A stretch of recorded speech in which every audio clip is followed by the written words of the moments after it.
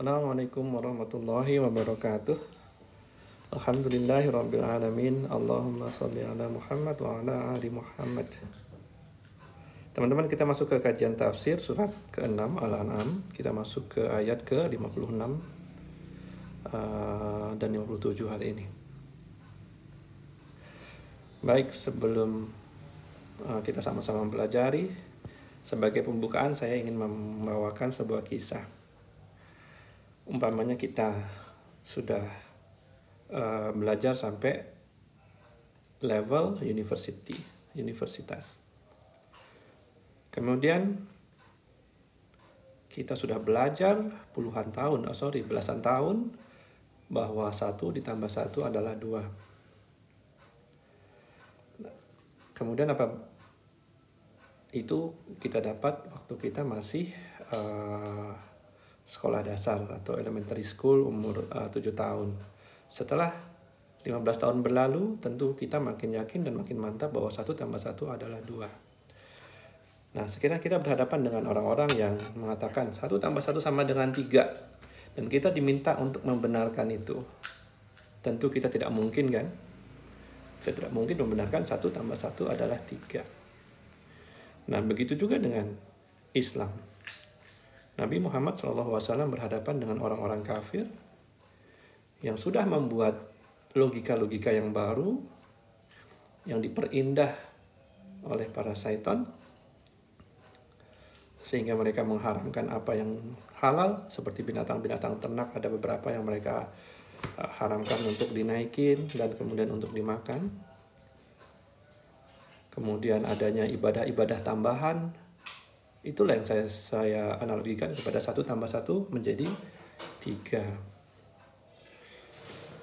Nah, itulah prolog kita kali ini, bahwa tidak mungkin orang yang mempunyai ilmu, mempunyai bukti yang kokoh bisa mengikuti sesuatu yang batil yang ditiupkan oleh syaitan untuk menjerumuskan manusia. Mari kita mulai. A'udzubillahi minasyaitonirrajim. Qul inni nuhitu an a'budal ladzina tad'una min dunillah. Katakanlah, sesungguhnya aku dilarang bahwa aku menyembah apa-apa yang kamu serukan dari apa selain daripada Allah. Jadi Nabi Muhammad diminta untuk mengatakan bahwa saya ini dilarang untuk menyembah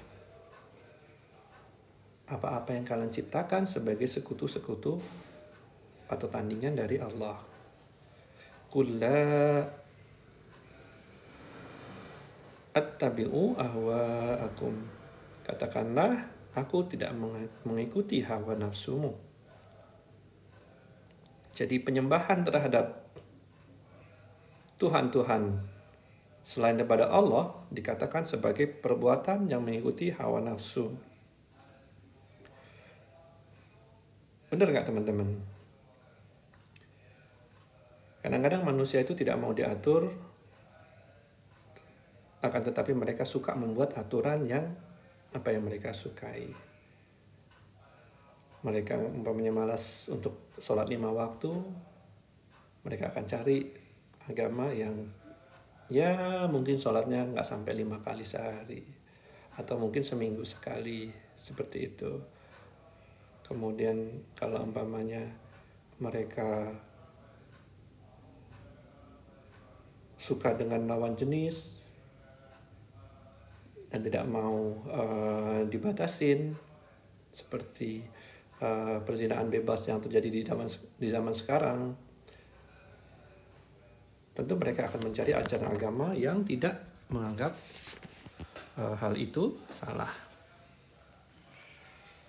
Baik. Qad dhalaltu, sungguh aku tersesat, idza wa ma ana minal muhtadin, jika aku berbuat demikian dan tidaklah aku dari orang-orang yang mendapat petunjuk. Jadi petunjuk, hidayah diberikan daripada Allah kepada manusia untuk hamba-hambanya yang dalam ilmu Allah worth it, berhak atas hidayah. Jadi kita bisa mengikuti logika kita lurus, logika kita bisa mengatakan bahwa agama ini benar, agama itu salah, adalah hidayah yang datang daripada Allah. Qul inni ala bayyinatin mir rabbi wa kadzdzabtum bihi. Katakanlah sesungguhnya aku di atas bukti yang nyata dari Rabbku. Wa kadzdzabtum bihi, dan kamu mendustakan dengannya. Jadi dasar-dasar agama yang disampaikan oleh Nabi Muhammad SAW adalah berdasarkan wahyu, bukan dibuat suka-suka hati, bukan atas keinginan Nabi Muhammad secara pribadi SAW, tetapi datang dari wahyu. Tidak seperti mereka yang ketika mereka melihat ada bangsa maju, kemudian di dalam bangsa maju itu orang-orang di sana menyembah patung, dan mereka mengambil patung untuk kemudian diimpor, agar mereka, keinginan mereka adalah agar mereka menjadi bangsa-bangsa yang maju seperti bangsa itu.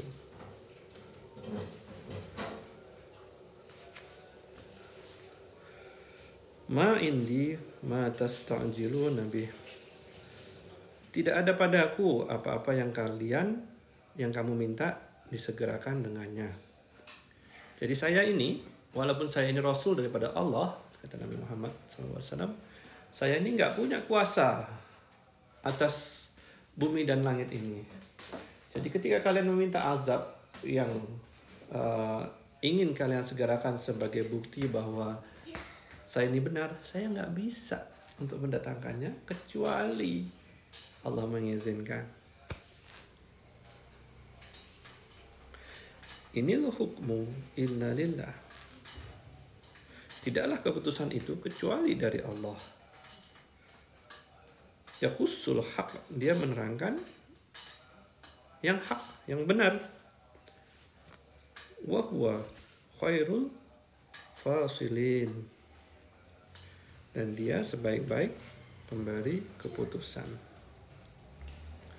Allah tahu di masa mendatang akan ada orang-orang di antara orang-orang kafir Quraisy ini yang akan menjadi muslim yang baik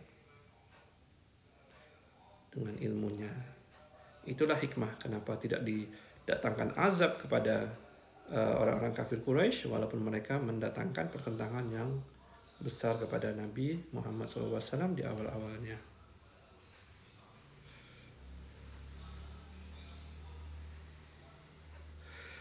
Kullau anna indi ma tasta'jiluna bihi. Katakanlah, kalau sekiranya pada sisiku apa yang kamu minta segerakan dengannya, kalian meminta azab untuk datang dengan segera, kalau ada pada diriku, laqudiyal amru baini wa bainakum. Tentu telah diputuskan perkara itu di antaraku dan di antara kamu. Wallahu a'lamu bidzalimin, dan Allah lebih mengetahui orang-orang yang zalim. Jadi ayat ini mengatakan, kalau umpamanya ada pada diriku azab, keputusan untuk menurunkan azab, aku tinggal pencet button atau tombol, kemudian datang azab, aku tekan nih, kata Nabi Muhammad SAW. Karena pertentangan kalian itu demikian dahsyat, dan bukan hanya itu, bukan hanya dengan kalimat, kata-kata, cacian, tapi juga dengan fisik. Jadi tentu aku pencet button ini untuk menurunkan azab kepada kalian. Tapi sayangnya tidak. Saya hanya manusia, dan Allah yang memiliki kekuasaan itu, dan Allah tahu mana orang-orang yang zalim. Wa indahu mafatihul ghaibi la ya'lamuha illahu, dan pada sisinya kunci-kunci keghaiban, dan tidak ada yang mengetahui kecuali Dia. Hanya Allah yang tahu tentang qadar, tentang takdir, kapan manusia itu mati, kapan manusia mendapat azab, kapan manusia mendapat derita, kapan manusia bahagia. Semuanya ada pada Allah. Tidak ada yang mengetahui kecuali Allah. Wa ya'lamu ma fil barri wal bahr, dan dia mengetahui apa yang ada di dalam daratan dan lautan. Wa ma tasqutu min waraqatin illa ya'lamuha, dan apa yang jatuh dari daun-daun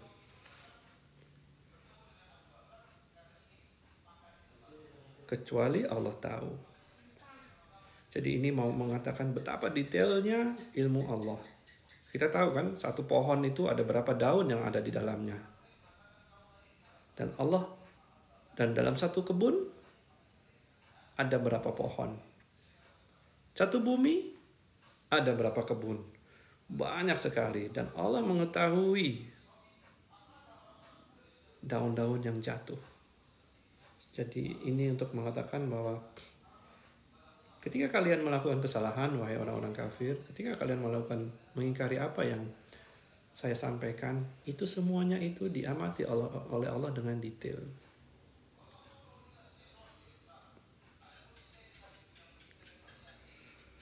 Wala habbatin fi dhulumatil ardi wala radbin wala yabisin illa fi kitabim mubin. Dan tidak sebutir biji dalam kegelapan bumi, sebutir biji dalam kegelapan bumi yang kita sendiri manusia ini kadang-kadang nggak bisa lihat karena kecilnya, karena gelapnya, tapi Allah bisa melihat dari langit ketujuh. Dan tidak ada biji yang basah dan biji yang kering melainkan di dalam Kitabul Mubin. Semuanya sudah diatur dalam kitab Lauhil Mahfuz. Jadi apa yang terjadi pada diri manusia mengenai kehidupannya, rezekinya, perbuatannya, Allah tahu. Tidak seperti Tuhan-Tuhan kalian yang tidak tahu apa-apa. Kemudian ini juga membantah orang-orang yang mengatakan bahwa Allah tidak mengetahui hal-hal, tidak mengatur hal-hal yang detail, tapi Allah hanya mengatur hal yang besar. Itu adalah kalimat yang bertentangan dengan isi ayat ini. Baik, itu dulu teman-teman.